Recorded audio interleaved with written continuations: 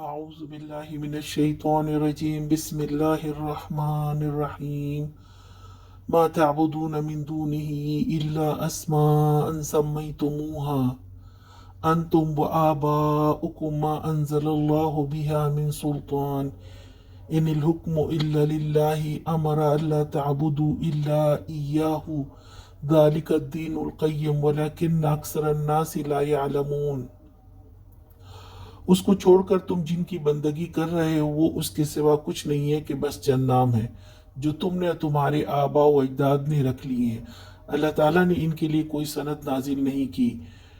इख्तिदार अल्लाह के सिवा किसी के लिए नहीं है. उसका हुक्म है कि खुद उसके सिवा तुम किसी की बंदगी ना करो. यही ठेठ सीधा तरीक़ा ज़िंदगी है, मगर अक्सर लोग नहीं जानते.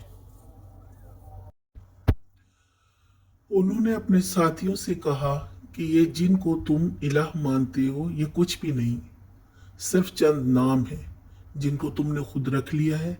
इसकी कोई हकीकत नहीं. अल्लाह ताला ने इसकी कोई दलील दी है ना तस्दीक की है. असल दीन तो ये है कि एक माबूद बरहक सिर्फ अल्लाह ही को माना जाए. उसके सिवा किसी को कोई इख्तियार हासिल नहीं. उसी की बादशाहत है आसमान व ज़मीन तक. तो ज़मीन व आसमान और उसके दरमियान जो कुछ भी है सब उसके मातहत है.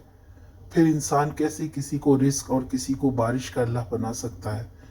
इंसान ला इल्म है अल्लाह की मार्फत से, इसीलिए वो दूसरों को उस ज़ात वाहिद का शरीक बना देता है, जबकि वो ज़ात पाक है इस बात से जो इंसान गढ़ता है उसके बारे में.